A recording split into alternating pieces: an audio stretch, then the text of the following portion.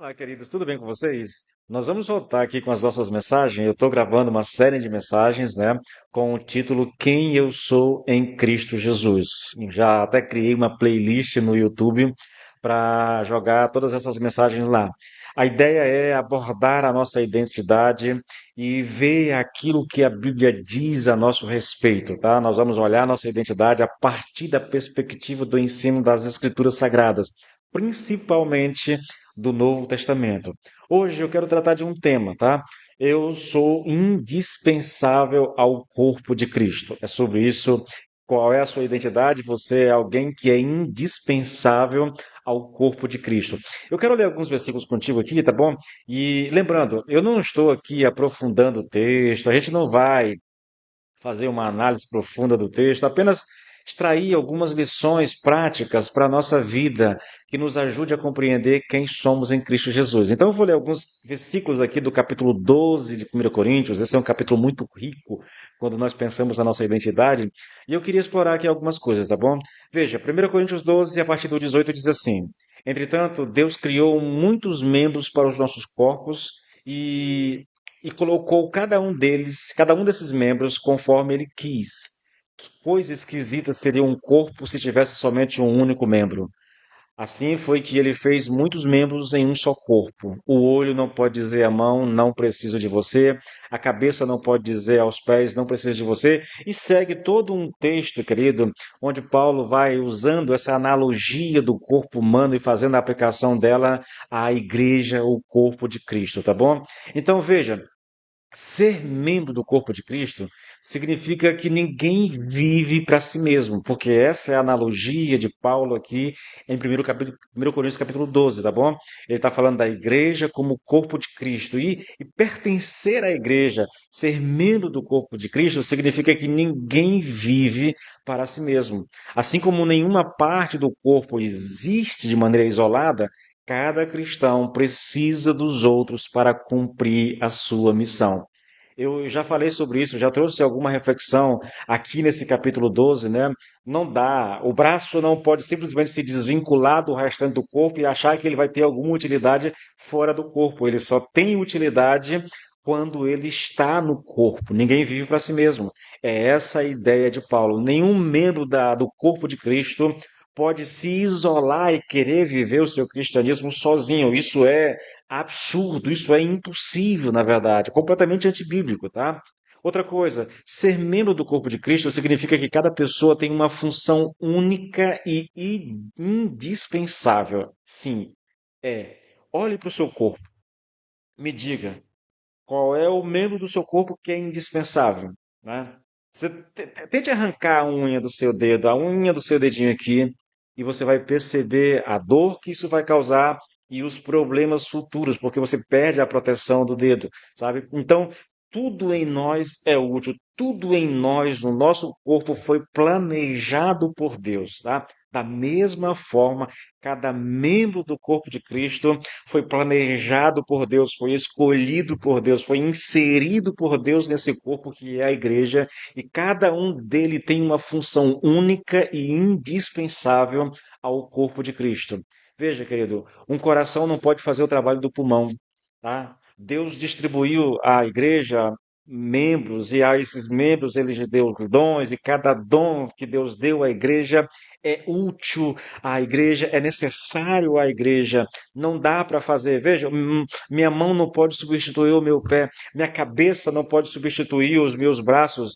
Cada um no seu lugar, cada um com a sua função e cada um indispensável. É assim que Deus nos fez. Nós somos indispensáveis à igreja do Senhor.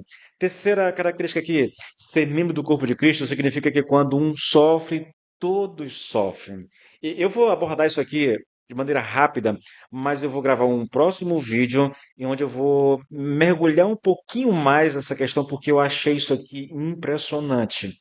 Assim como uma dor em um dedo afeta o corpo inteiro, o sofrimento de um irmão deve mobilizar compaixão e apoio de toda a igreja.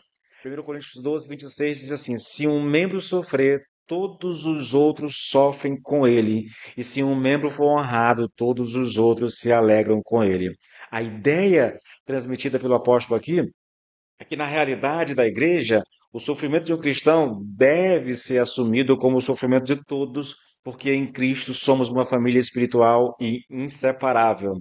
A dor de um membro se torna a responsabilidade e cuidado do corpo inteiro, e a vitória de um é um motivo de alegria para todos. Isso aqui me chamou tanta atenção quando eu estava pesquisando sobre essa questão, que eu vou gravar um vídeo à parte só para lidar com essa questão, tá, queridos?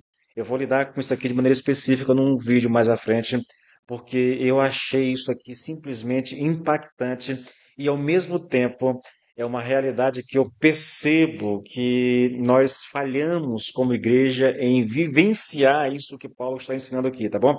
Então eu vou gravar um vídeo mais à frente tratando apenas dessa questão. Bom, outra característica aqui é que ser membro do corpo de Cristo significa que os menores também são valiosos. Nós temos órgãos que aparecem muito, né? Você sabe, mãos, cabeça, boca, os olhos, isso são visíveis, mas nós temos órgãos invisíveis, o fígado, o rins e tantos outros que, embora não seja perceptível, sustentam a vida do corpo. E aqui, querido, há uma aplicação muito interessante, porque no corpo de Cristo todos têm importância, todos são importantes. Não é porque o irmão não está aqui à frente pregando, cantando, tocando, que ele é inútil ao corpo de Cristo. Ninguém é inútil no corpo de Cristo. Não há pessoas inúteis no corpo de Cristo. Todos nós somos úteis. Todos nós somos colocados por Deus no corpo de Cristo. Você tem que se dar conta disso. Essa é a sua identidade. Você é único. Você é indispensável. Foi o Senhor que te inseriu no corpo. Então você tem a sua utilidade. Você tem o seu propósito a cumprir. Descubra e vivencie o propósito de Deus na sua vida, queridos, tá? E, por último aqui, ser membro do corpo de Cristo significa que todos dependem da cabeça que é Cristo. É lógico, né? Sem a cabeça, o corpo não funciona. Tudo que o corpo precisa, toda a direção que o corpo precisa, tudo que ele necessita para funcionar como Deus planejou que ele funcionasse, necessita da cabeça. A igreja não pode viver sem Cristo. Nós estamos ligados, nós estamos conectados ao Senhor. Dele nós recebemos toda a força, todo o poder espiritual para vivermos a nossa fé.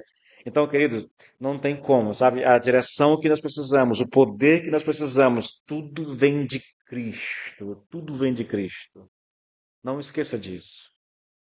Você é uma pessoa única, mas depende completamente do Senhor Jesus Cristo. Você é indispensável, mas a sua utilidade só se faz perceptível quando você está conectada à cabeça e dela recebe a direção e o poder para fazer aquilo que você foi chamado para fazer, tá, queridos? Então, seja bênção na vida da igreja, sirva os seus irmãos, sirva a igreja, cumpra o propósito de Deus na sua vida, não fique aí paralisado no meio do caminho, como se você não tivesse nenhum compromisso, como se você não tivesse nenhuma responsabilidade. A igreja é o corpo de Cristo e você tem um propósito específico nesse corpo. Então, mãos à obra, querido. Não fique parado, não fique aí só olhando os outros fazer alguma coisa. Vá você fazer aquilo que Deus te chamou para fazer, tá bom? Deus te abençoe em nome de Jesus.